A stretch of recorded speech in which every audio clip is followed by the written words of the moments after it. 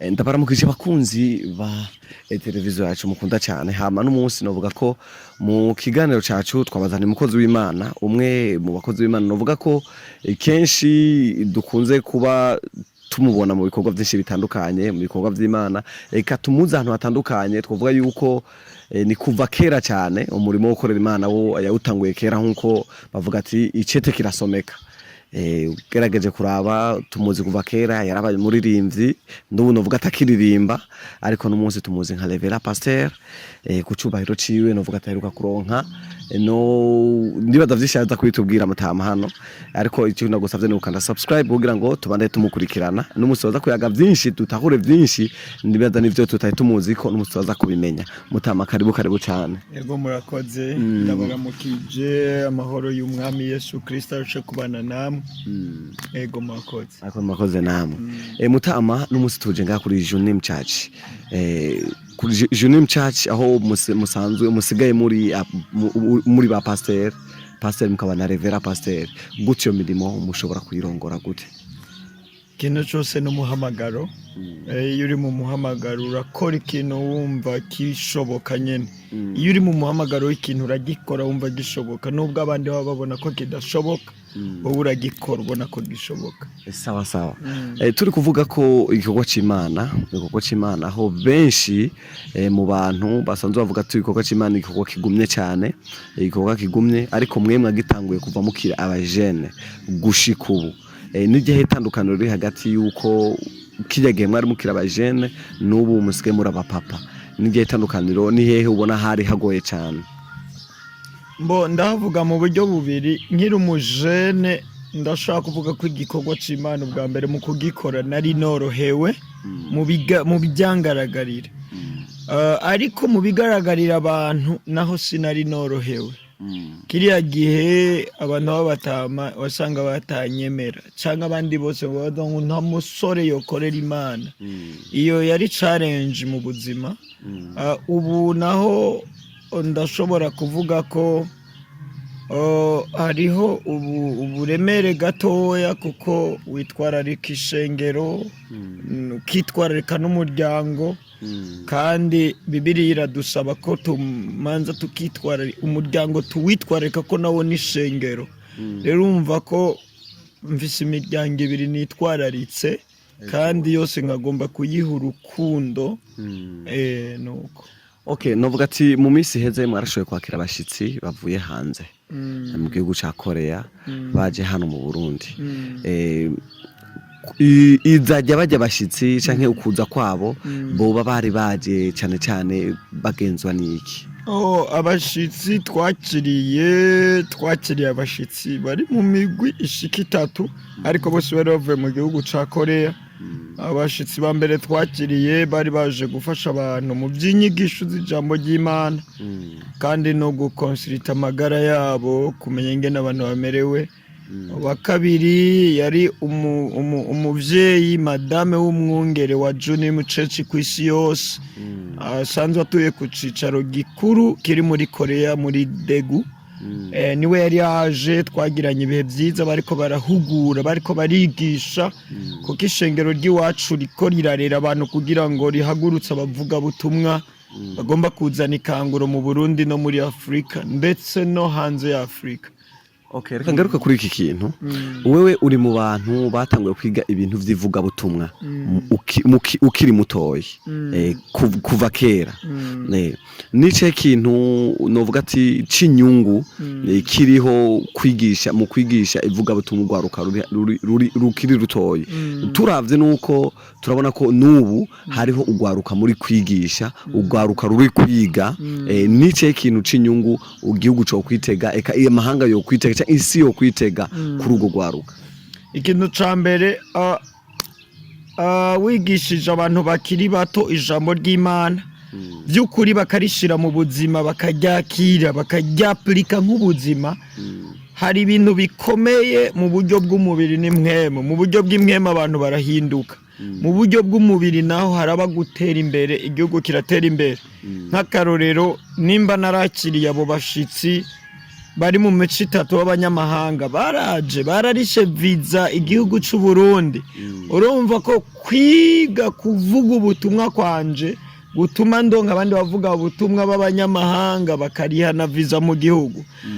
Ca wiyumva rero dusohoye nk'imisore n'inkumi bashika 1000 mu Burundi bakaja kuvuga ubutumwa za Sudani, Egypte, no kuvuga abo basohotse bagarutse nubwo bari bagiye gutanga ubuzima, gutanga ijambo ry'Imana, nabo bagarutse bazozana ikindi kintu cihinduka n'ikanguro mu gihugu, kuko iyo bagiye bahurayo n'abagenzi bakozi b'Imana kujya bagiye guteza imbere biriya bihugu mu kuri amaviza n'ibindi, niko natwe abanyamahanga bazoza bakurikirana ukuntu tuba twarahuriye ahatandukanye haba impinduka. Rero kwigisha umuntu akiri mutoya ni ibintu byinshi kandi byiza, kuko no mu ishengero utunga abantu bazi ijambo ry'Imana bashobora kubwira ubutumwa abandi mu bisagara. Okay, tugende kuri Chris Ndikumana. Numwe mu bavuga butumwa abakozi b'Imana nkamwe. Chris Ndikumana abantu benshi baribaza mbe Chris Ndikumana yobavuka mu gihugu cyahe. Ariko ndibaza arababizi mu gahanda batabizi. Izajya Chris Ndikumana mu Burundi. Naho bavuga ati harabonetse byabaye ijyambere mu gihugu cy'u Burundi, habaza umukozi w'Imana akitabirirwa n'abantu n'isinzi y'abantu nka kujya byari bimeze. Mbe kuri wewe wavyakiriye gute? Ariko nashaka ucutwishura ko Chris Ndikumana yobavuka mu gihugu cyahe. Chris Ndikumana n'umurundi. None hari umuntu atemera ko ari umurundi. N'umurundi mu bigaragara n'umurundi. Mu buryo bw'imwemu naho n'umuvajuru. N'umwana w'Imana. Rero kandi bijya bintu yakoze akitaba abantu nk'abajya abantu nimba dusoma Bibiliya nidutahura. Uburundi dufite amasezerano ko ari igihugu kizova mu ikanguro gifashe isi yose yiteze ikanguro rivuye mu Barundi. Abarundi tegeza guhaguruka dutwara ubutumwa hirya no hino. Haraciye umwaka ngaci abantu baje gufasha abajene tuzorungika mu za Israel, mu za Pakistan, abo n'Abarundi. Rero Chris Ndikumana ujya anovuga ko ari nkentuze nk'imfura y'abatanguje ikanguro, ibikorane biri nyuma ya bijya birahinda, azonakoresha n'ibindi birengeye bijya igihe ari intango, kuko ivyari bibosha Burundi biriko birava mu nzira, akarere k'abadayimoni kako karasambagurika. Ubu mwe muyera agomba gukora mu gihugu cy'u Burundi ikanguro ritegeza kuhaba. Nuko rero reka tugende kuri Chimamanda Moses tumugaruke ko nubwo bitari bikenewe, kuko bwa mbere twageze kumuvuga ko nawe acyongera dukritika kuri byinshi. Reka tuje kuriwe.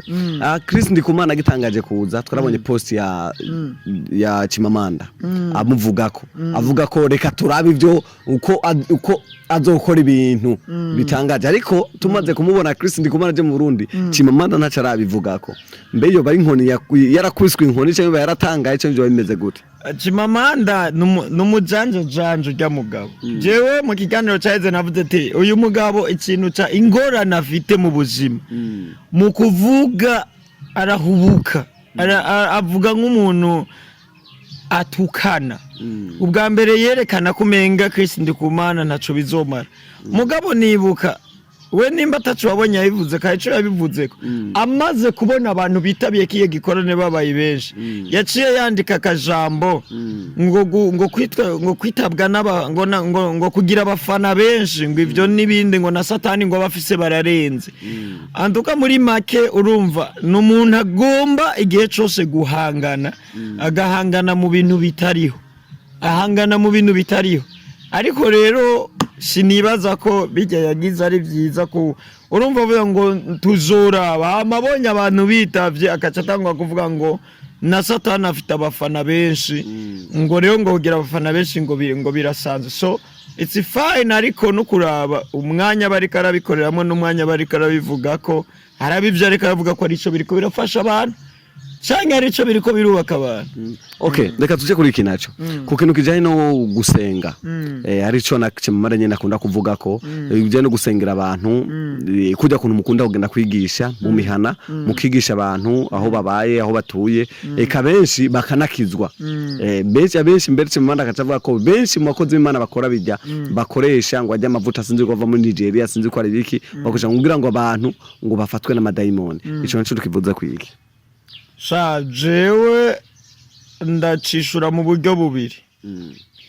Mu bakristo hari abarozi no mu bayisilamu hari abarozi no mu bapagani hari abarozi kandi mu bakristo hari abantu bakijijwe no mu bayisilamu bariyo nyene gusa urumva mu bapagani ho kwatababa bakiriyo ariko hari abantu b'umutima mwiza.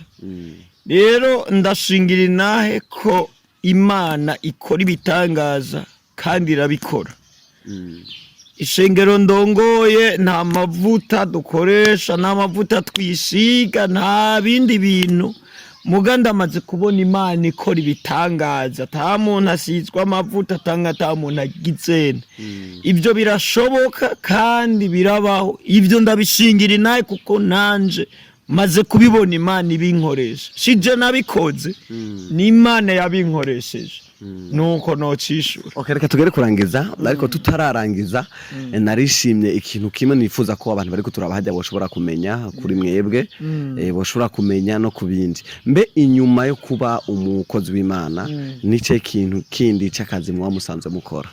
Mbo inyuma yo kuba umukozi w'Imana mfite utuntu nkora mu buzima sinashimye gukorera leta canke ngo nkorera company nkora utuntu urabona nshiga amashure mato mato nari nizi ibintu vyanuze by'ubudandaji ariko maze kuja mu mashure makuru nizi ibintu by'ijambo nibiki rero ndakora ndafise ubworozi ndorora utuntu dutandukanye kandi nkarima n'utuntu dutandukanye nkanje hari ibintu ntasuma amarengarenga nibiki byose ndabisuma n'inyama ndazisuma gake nsuma zinka z'inkoko inkwavu imbeba utwo tuntu ndamenya iyo ndatwikurira kuko ndabyorora hama nkagira n'urundi rudandaza nkorera mu mazi go ndatunza akato gatwara utuzigo boti sakato ubwo n'ubwato